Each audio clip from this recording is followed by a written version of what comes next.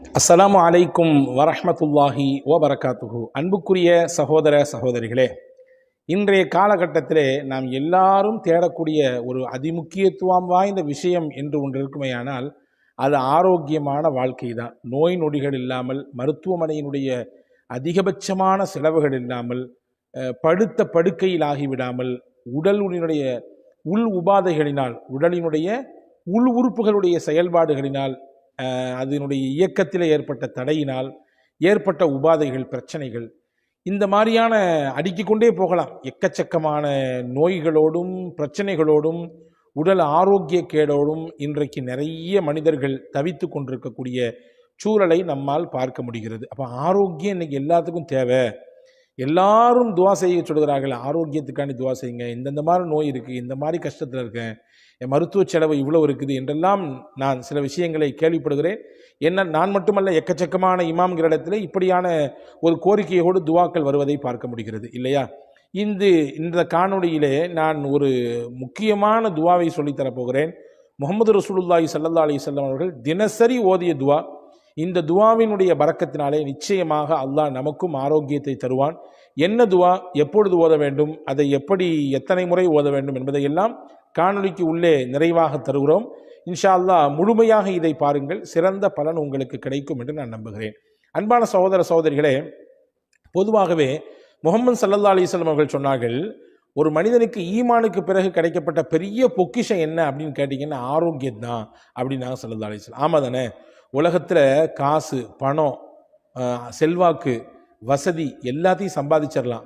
ஆனால் எல்லாத்தையும் சம்பாதிச்சு வச்சதுக்கு பின்னாடி அதை அனுபவிக்கிறதுக்கு நமக்கு ஆரோக்கியம் இல்லைன்னா என்ன புண்ணியம்? எல்லாம் இருக்குது ஆனால் எதையுமே தொட்டு பார்க்கக்கூடாது, எல்லாம் இருக்குது ஆனால் எதுக்கு பக்கத்துலையும் போகக்கூடாது, எல்லாம் இருக்குது அதை நீங்கள் மோந்து கூட பார்க்கக்கூடாதுங்க அப்படின்ற ஒரு நிலையில் நம்முடைய உடல் கண்டிஷன் இருந்துச்சுன்னா எல்லாம் இருந்து என்ன புண்ணியம் இல்லையா? அப்போ அன்பான சகோதரர்களை, நிறைய நபர்களுக்கு ஆரோக்கியத்தை பற்றி உண்டான ஒரு அவேர்னஸே இல்லை.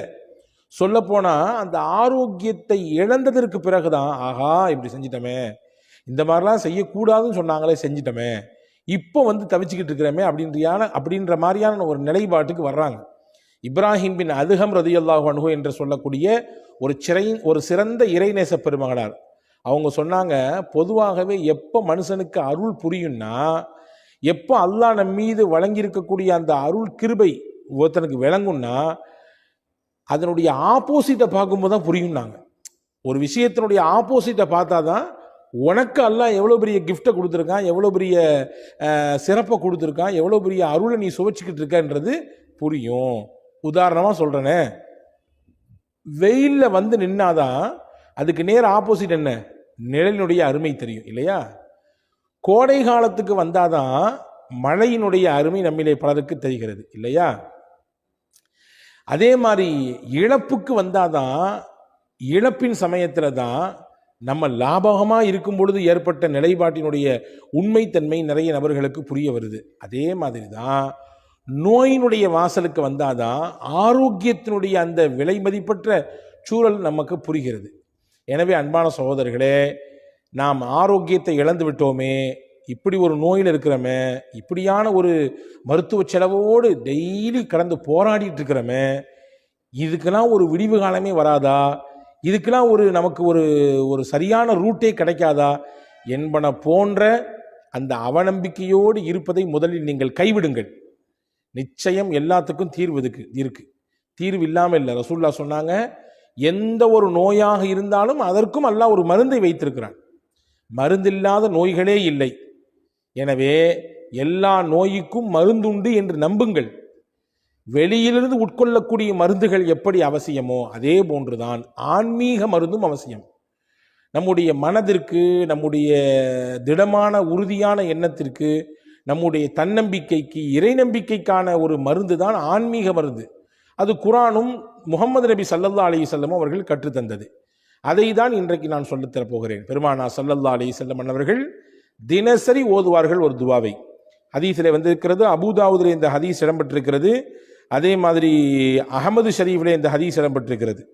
ரசூலுல்லாஹி ஸல்லல்லாஹு அலைஹி வஸல்லம் காலையிலும் மாலையிலும் 3 தடவை இந்த துவாவை ஓதுவார்கள். நீங்கள் கவனிச்சுக்கணும், நோயாளிகளாக இருக்கக்கூடியவங்களும் சரி, பிரச்சனையோடு இருக்கிறேன், இந்த மாதிரியான ஒரு அறுவை சிகிச்சை இருக்குது, அல்லது இந்த குறிப்பிட்ட நோயில் நாள்பட்ட நோயில் நான் கடந்து நொந்துக்கிட்டு இருக்கிறேன், வலியோடும் வேதனையோடும் புறக்கணிப்புகளோடும், ரொம்ப பெரிய வலி அது. நம்மளை புறக்கணிக்கிற ஒரு சூழல் இருக்குது, அது பெரிய வலியை தரும். இப்படி பல புறக்கணிப்புகளையும் வலிகளையும் வேதனைகளையும் இந்த வாழ்க்கையில் நான் சந்திச்சுக்கிட்டு இருக்கிறேன். சில நேரங்களில் இப்படியும் சில நோயிலே கிடப்பவர்கள் யோசிக்கிறது உண்டு. ஆனால் அந்த யோசனை சரியானதுன்னு நான் சொல்ல மாட்டேன். இப்படி கடந்து துளைகிறதுக்கு போய் சேர்ந்துடலாமே, மொத்தமாக அல்லாட்ட போய் சேர்ந்துடலாமேன்னா நினைக்கிறது உண்டு. ஆனால் அப்படி நினைக்கக்கூடாது. அதை நான் ஆதரிக்கவில்லை. அல்லாவிடத்திலே ஆரோக்கியத்தை கேட்க வேண்டும், அல்லாவிடத்திலே நிவாரணத்தை வேண்ட வேண்டும், அல்லாவிடத்திலே இந்த நோய்க்கான தீர்வை தா அல்லாஹ் என்று கேட்க வேண்டும், அல்லாவிடத்திலே ஷிஃபாவை கேட்க வேண்டும். அதுதான் நமக்கு மார்க்கம் கற்றுத் தந்திருக்கிறது. நிச்சயமாக நாம் தொடர்ச்சியாக கேட்கும் பொழுது நிச்சயம் அல்லாஹ் தருவான். அதில் நம்பிக்கை இழக்கக்கூடாது.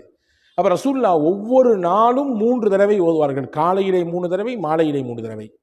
என்ன, யாரெல்லாம் ஓதலாம்? இதை ஆரோக்கியமாக இருக்கிறவங்களும் ஓதலாம். நோயினுடைய வாசலுக்கு வந்துட்டோம், இன்னைக்கு தான் எல்லா ஊடுகள்லையும் எல்லார்ட்டையும் ஃப்ரீயாக இருக்கிற மாதிரி, பாக்கெட்டில் இருக்கிற மாதிரி சர்க்கரை நோய் இருக்குது இல்லையா?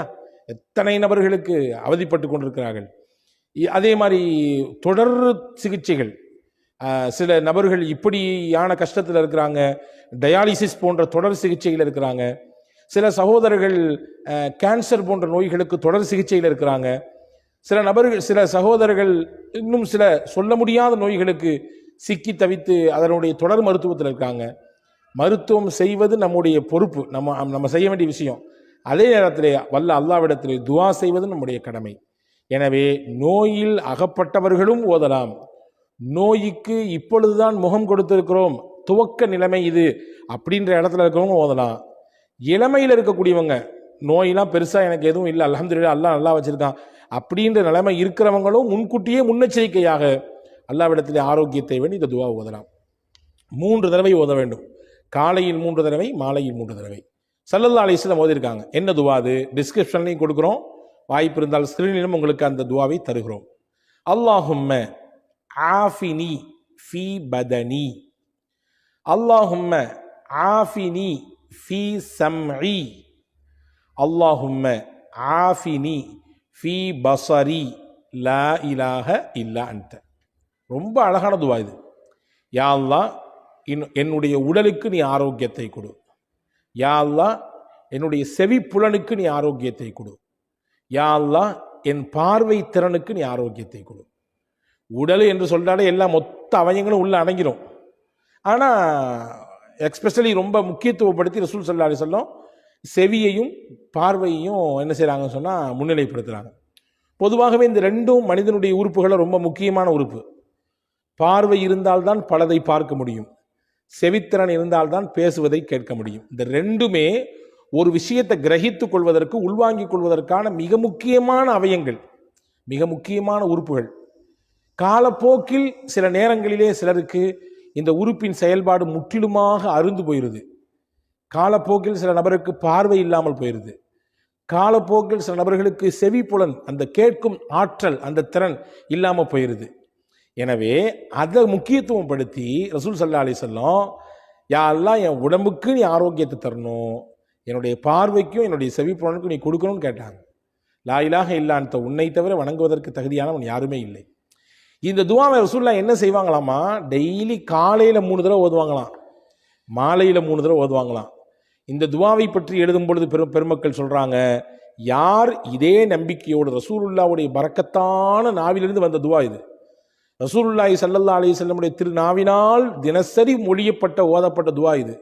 அந்த நம்பிக்கையில், அந்த யகீனோடு எவர் ஒருவர் இந்த துவாவை தினசரி 3 முறை, காலையிலும் 3 முறை, மாலையிலும் ஓதி வருகிறாரோ, நிச்சயமாக அல்லாஹ் அவருக்கு ஏற்படுத்தி இருக்கக்கூடிய அந்த சுகவீனத்திலிருந்து மாற்றத்தை தருவான். அவருக்கு ஏற்பட்டு போயிருக்கக்கூடிய ஆரோக்கிய கேடிலிருந்து அவர் வெளியே வருவார். எதிர்காலத்தில் அவருக்கு ஒரு ஆரோக்கிய கேடு அல்லது உடல் சுகவீனம் அல்லது இந்த மாதிரியான ஆரோக்கியத்தில் பிரச்சனை என்று இருக்குமே ஆனாலும் கூட இந்த துவாவின் பரக்கத்தை கொண்டு வல்ல அல்லாஹ் அதையும் தடுப்பதற்கு வல்லமை மிக்கவன் என்று எழுதுகிறாங்க. எனவே அன்பான சகோதரர்களே, அருமை சகோதரிகளே, தாய்மார்களே, இந்த துவாவை நீங்கள் எழுதி எடுத்துக்கொள்ளுங்கள்.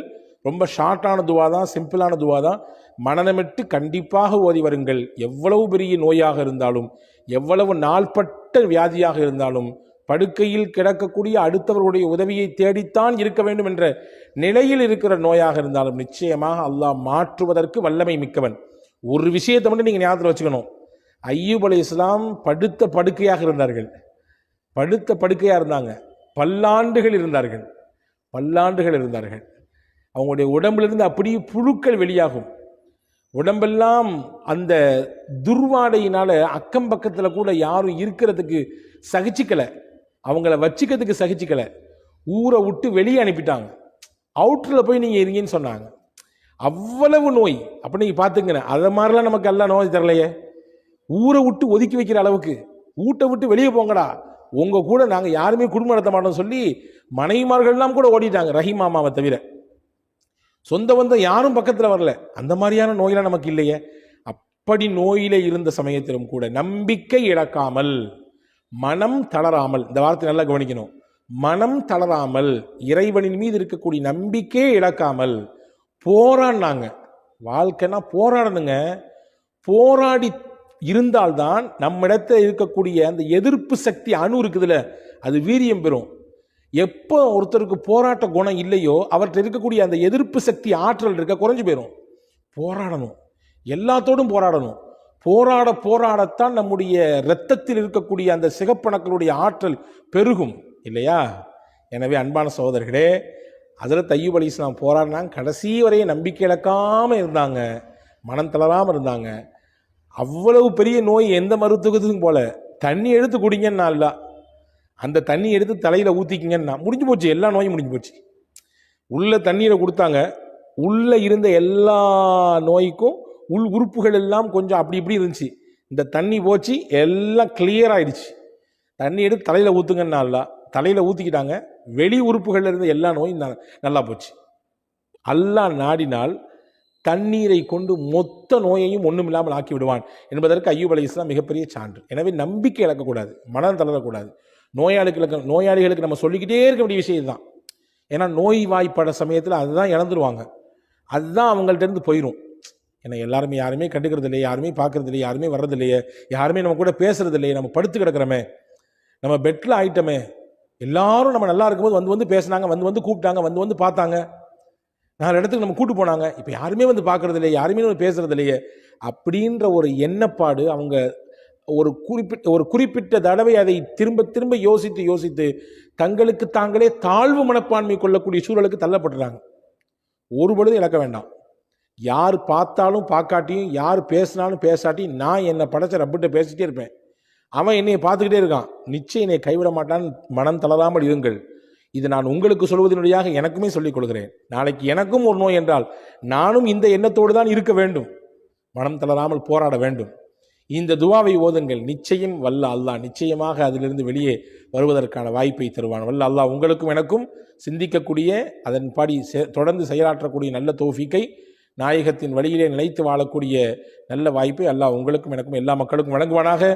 ஆமீன். வஸ்ஸலாம்.